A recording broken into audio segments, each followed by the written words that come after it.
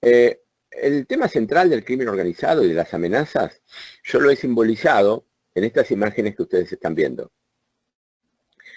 Si ustedes ven el paradigma de Facebook, que ahí lo ven, cuando nosotros entramos a Facebook, nos aparece esa pantalla. ¿Qué significa gráficamente?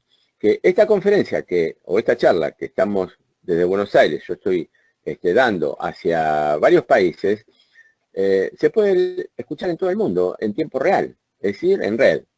Lo mismo que el sistema neuronal que tenemos nosotros en nuestro organismo, que es la imagen que está ahí abajo. Es decir, que todas las estructuras de conocimiento absorben información y conocimiento al mismo tiempo. Por lo tanto, no hay pérdida, no hay lapso temporal entre que yo conozco una realidad y actúo, en lo que hablamos al principio de la charla. Es decir, que el crimen organizado tiene como elemento central la estructura de red. Y eso hay que analizarlo porque es el eje de la respuesta. Si yo a una estructura de red le opongo una estructura piramidal, propia de la revolución industrial, donde la información sube por esa pirámide hasta los niveles de decisión, es casi imposible que yo pueda triunfar, porque el tiempo, el lapso temporal entre la toma de conocimiento y la toma de decisión es lo que aprovecha el crimen organizado para quitarnos y para paralizarnos. Es decir, quitarnos la iniciativa y paralizarnos.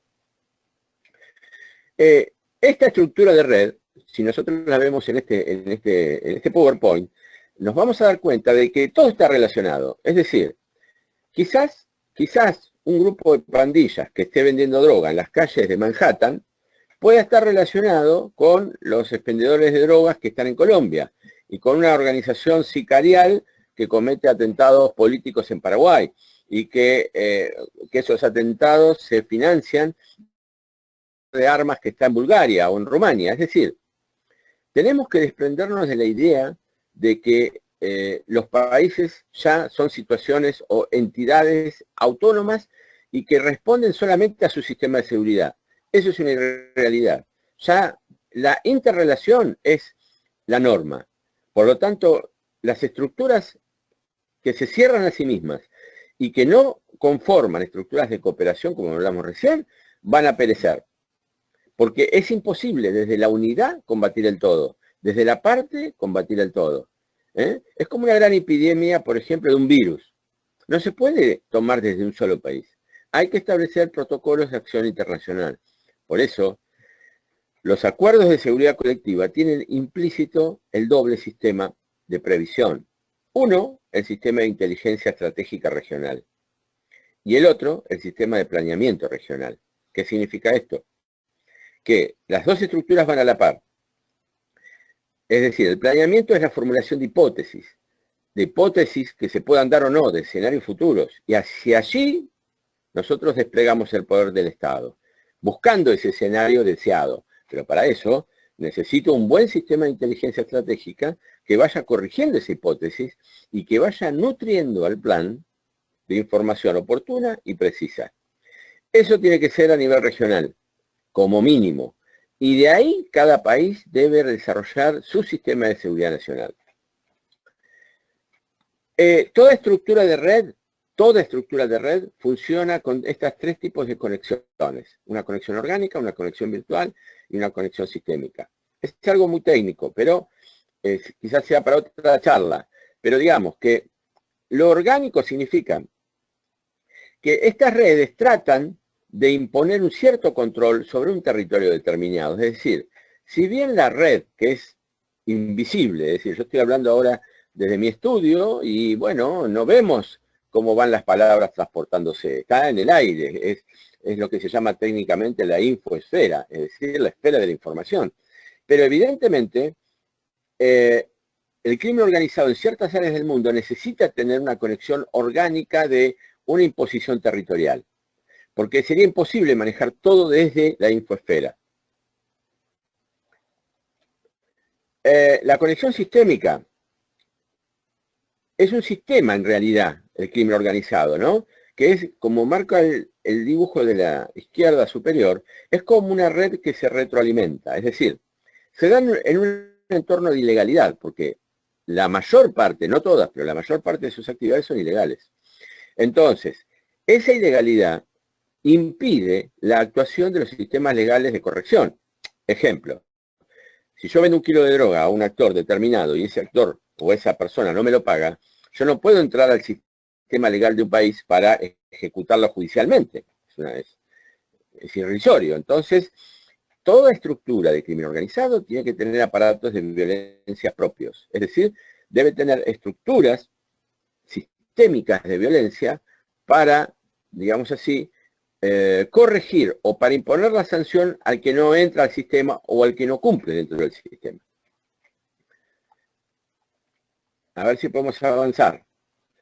Ahora, ¿cómo enfrentamos una red? En términos muy generales, tenemos que usar estas 4 líneas estratégicas. Primero, evitar su reconfiguración, prevenir su reproducción, hay que desarticular la red que ya existe, y esto es muy importante. Esto es un tema típico de estrategia, o sea, es algo muy técnico, pero no es para esta charla específica, pero en algún otro momento lo vamos a desarrollar. La maniobra debe ser siempre en paralelo y no en serie, porque en definitiva ese es el paradigma de las 2 grandes revoluciones que hemos vivido en la humanidad. La revolución industrial se crea, digamos así, como producto de la tecnología del vapor, y eso provocó la utilización de la maniobra en serie. Es decir, el ejemplo típico es la fabricación en serie de automóviles. Henry Ford, cuando se dio cuenta que, digamos, era más práctico que un obrero hiciera todas las ruedas, que otro pintara y que otro pusiera el motor, la producción diaria se quintuplicó. Es decir, que el paradigma de la revolución industrial era la serie. Es decir, que son pasos lineales consecutivos, uno detrás de otro, y uno es el fundamento del anterior. Es decir, es como si trazáramos una línea desde el principio hasta el fin. En cambio, la maniobra en paralelo es la típica maniobra en red. Es decir, yo ataco muchos objetivos al mismo tiempo, no un objetivo detrás de otro. Uno de los grandes problemas tácticos, ¿no?, y de seguridad que tienen los países, especialmente Argentina, es que esto no se ve, no se aplica. Entonces, ¿qué ocurre? Yo tengo que desarticular una red determinada y siempre opero en serie. Es decir, voy a un objetivo, una vez que lo resuelvo, a partir de ahí tomo el otro objetivo, a partir de ahí tomo el otro objetivo. Es decir, el paso es secuencial. En cambio, desde el punto de vista estratégico, lo más indicado es actuar paralelamente, es decir, todos los objetivos al mismo tiempo. Con lo cual, produce lo que se llama técnicamente en estrategia la parálisis estratégica del otro. Es decir, psicológicamente nuestro adversario queda en una posición de no tener tiempo para la respuesta. Es decir, queda paralizado. Y es la quinta esencia de la estrategia, lo que decía Sun Tzu, ganar sin sangre, ganar sin desenvainar la espada, simplemente con la cuestión psicológica. Una de las amenazas más importantes en la actualidad y que las sufren todos los países del mundo, yo creo que no hay excepciones, es el tema del narcotráfico. En general se tiende a confundir narcotráfico con drogadicción. Es algo muy común eso. Y no solamente la población, sino los funcionarios que deberían conocer estos temas.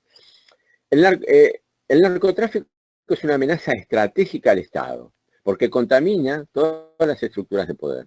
En cambio, la drogadicción es la última etapa del narcotráfico, es la cuestión de salud pública. Es decir, el narcotráfico es una cuestión de amenaza estratégica. La drogadicción es una cuestión de salud pública. Es decir, el chico que consume o el joven que consume estupefacientes tiene una adicción y por lo tanto es una persona enferma y por lo tanto debe ser asistida y debe ser, dentro de las posibilidades, rehabilitada.